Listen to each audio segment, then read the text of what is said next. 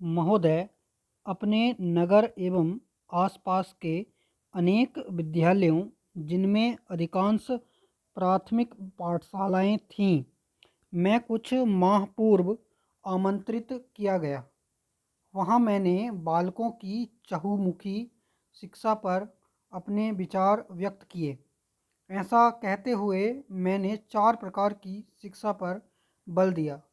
इस 4 प्रकार की शिक्षा से ही, क्योंकि शिक्षा का वास्तविक उद्देश्य पूरा होता है, अतः यह आवश्यक है कि इस चहुमुखी शिक्षा प्रक्रिया से बालक गुजरें।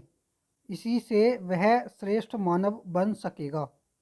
यह 4 प्रकार की शिक्षा है: सामान्य शिक्षा, शारीरिक शिक्षा, नैतिक शिक्षा तथा तकनीकी शिक्षा। इनमें से अंतिम अर्थात तकनीकी शिक्षा के संबंध में मुझसे कई एक ने प्रश्न किए हैं।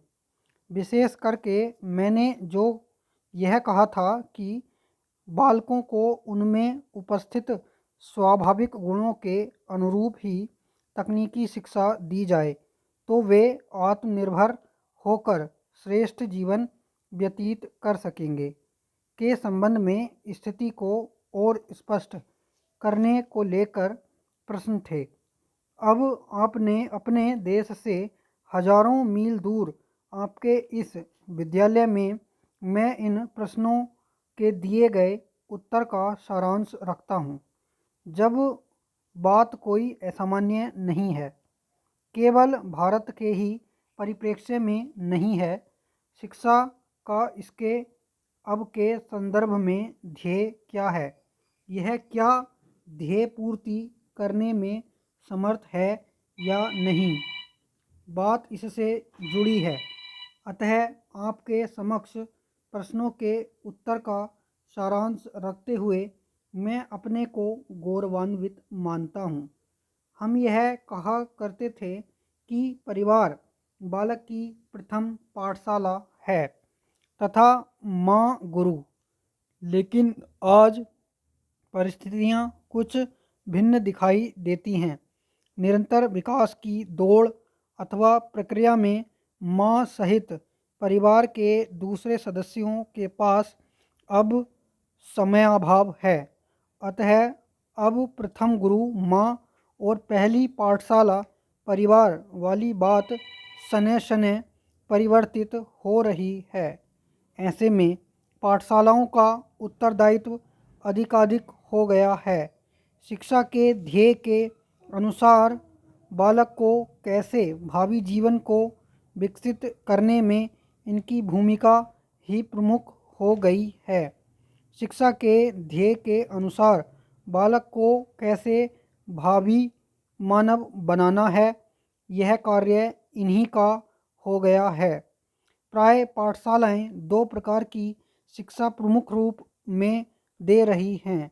इनमें प्रथम है सामान्य तथा द्वितीय शारीरिक शिक्षा।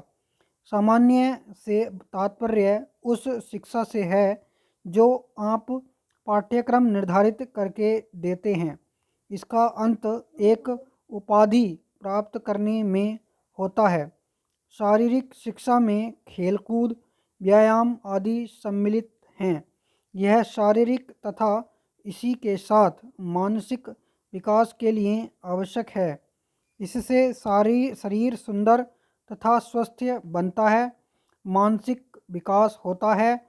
इसीलिए पाठशालाएं सामान्य एवं शारीरिक शिक्षा के लिए कार्य करती हैं। तीसरे प्रकार की शिक्षा नैतिक है। बालक को मानव अथवा मनुष्य बनाने वाली यही शिक्षा है। यदि प्रारंभ से ही इसका अभाव हो जाए तो आप जानते हैं कि क्या परिणाम निकलेगा। बालक सामान्य शिक्षा प्राप्त कर लेगा, उपाधि अर्जित कर लेगा, शारीरिक रूप में वह विकसित हो जाएगा, वह सुंदर, स्वस्थ, बलवान तथा विकसित मस्तिष्क वाला होगा।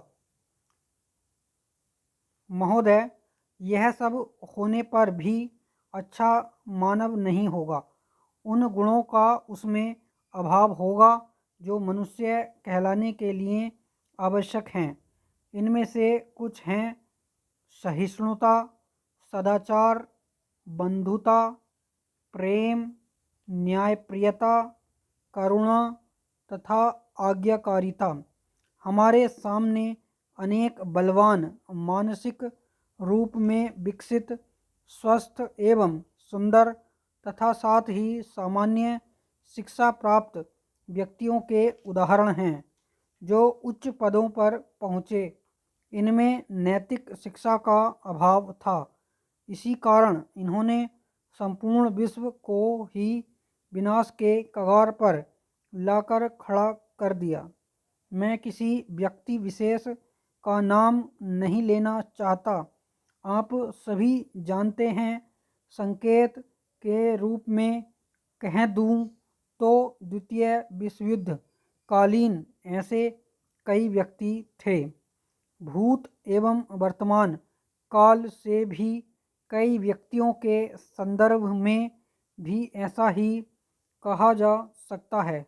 तात्पर्य यह है कि नैतिक शिक्षा की कमी के कारण ही अनेक लोग विश्व को विनाश के कगार पर ले गए।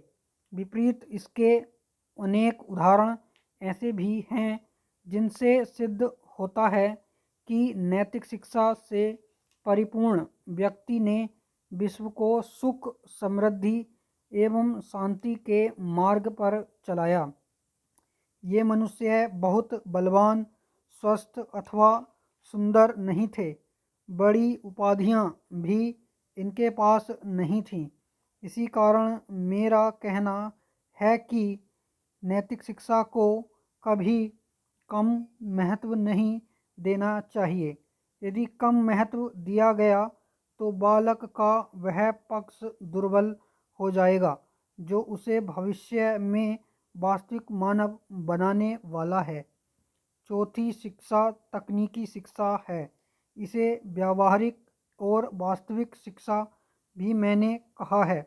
इसका अर्थ यह कदापि नहीं है कि इसके अभाव में बालक को सामाजिक व्यवहार नहीं करने आएंगे। इसका तात्पर्य यह है कि यह शिक्षा व्यावहारिक जीवन के लिए आवश्यक है क्योंकि बालक इसके माध्यम से आत्मनिर्भर बनता है।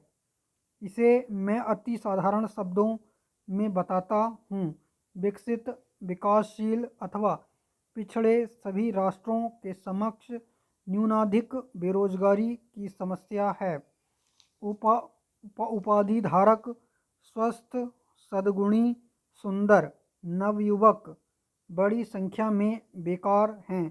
उनके पास कार्य नहीं है। इसलिए जो शिक्षा उन्होंने प्राप्त की उसका उनके लिए कोई महत्व नहीं है। अतः यदि बेरोजगारी की समस्या से छुटकारा पाना हो, शिक्षा को उसके अर्थ के अनुरूप सक्षम बनाना हो और व्यक्तित्व का चहुमुखी विकास करना हो तो यह आवश्यक है कि पाठशालाएं प्रारंभ से ही बालकों को तकनीकी शिक्षा का ज्ञान देना सुनिश्चित करें। इससे ही उक्त प्रकार की शिक्षा के साथ बालक का चहुमुखी विकास सुनिश्चित हो सकेगा। उसकी सुदृढ़ नींव रखी जा सकेगी। उसका भविष्य सुरक्षित हो सकेगा। यही शिक्षा का वास्तविक उद्देश्य अथवा ध्येय है।